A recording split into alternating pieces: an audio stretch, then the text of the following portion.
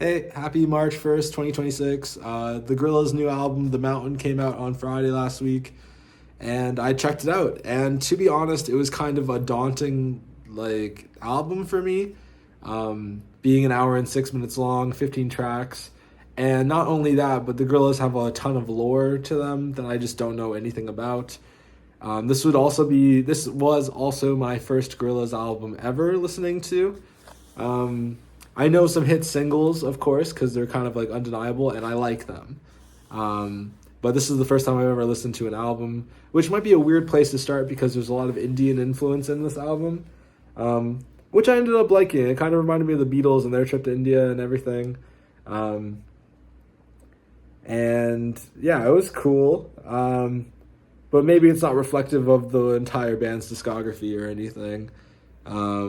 In the grand scheme of things. But yeah, I'm gonna go track by track now and talk about some stuff I liked, some stuff I didn't like, and yeah. So it starts off with The Mountain, title track. And it's just an instrumental. It's pretty lush. You can tell that there's a sitar in there, and the Indian influence is going to be strong on this record. And yeah. The Moon Cave is the first, real song to start the record. That isn't an instrumental, and it's pretty funky. I do feel like it's not the best vocal performance from the main singer of the band. I feel like he could do better. I've heard better from him in the past. And there's a rap verse that I didn't think was anything to write home about. The strings started off and end the song, and I thought it sounded good for the most part. But yeah, lacking on the vocal end of things. The Happy Dictator is the first song I really liked on the project. It's kind of like pop music with Sparks on the track.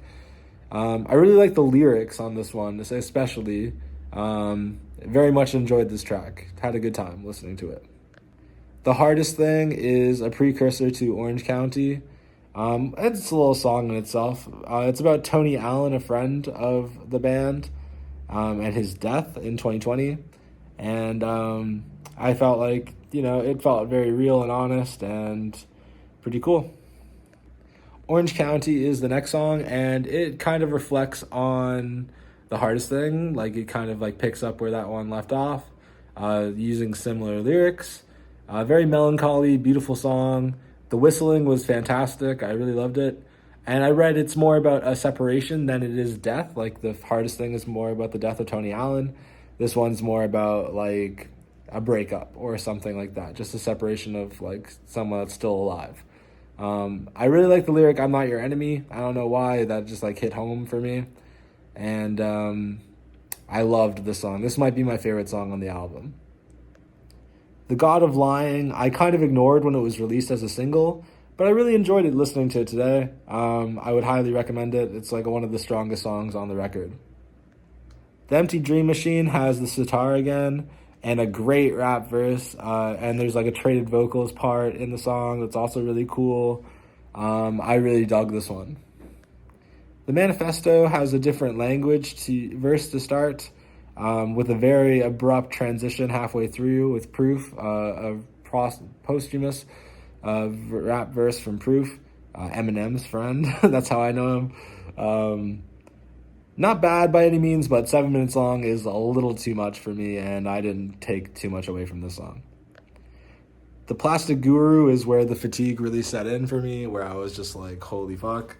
This is a long album. It's not even that bad in the grand scheme of things, and when I finished it, I didn't feel like it was that bad. But at this point in the record, I was a little tired. Delirium, I didn't like at all. Didn't like the song one bit. Damascus wasn't for me. Call Starbucks corny at one point, and I thought that was cool. But it just wasn't for me, I feel. Wasn't bad, but I just don't see myself ever returning to it. The Shadowy Light has a different language in it as well, but I enjoyed this one a lot more than the Manifesto. And I'd recommend it, for sure. Casablanca I enjoyed, but it kind of meanders. I don't see myself returning to it, but while I was playing, I did have a chill time. The Sweet Prince is where things kind of pick back up for me because I wasn't enjoying the last tracks all that much. But I really loved this one. Yeah. And then The Sad God ends it, and it's tied for my favorite on the album. The Sad God is just a fantastic track, and I would recommend Orange County and this song and The God of Lying the most off this project. So overall, I'm feeling like a 7.5 out of 10 on this one. I enjoyed it for what it was. I do feel like there's a lot of artistry and craftsmanship that went into this project, and I respect it immensely. And I do love that they have a bunch of lore and like these characters that have been people have been following for years and years and years. But I just don't know anything about them yet. So maybe I'll dive into that. If you guys can like comment and say like, a little information about them, that would be really cool to me. I would love to hear about that. But if not, that's chill. You don't need to comment or say anything if you don't wanna.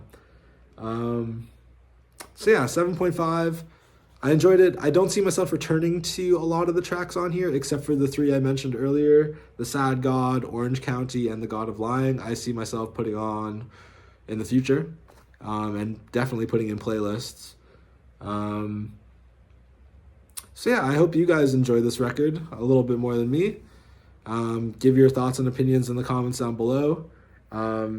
If you have any more information about any tracks that I maybe missed, which is probably likely, I don't really know too much about this band at all, I'd love to hear it. I hope you guys have a great day, a great year, happy March, and peace on earth forever.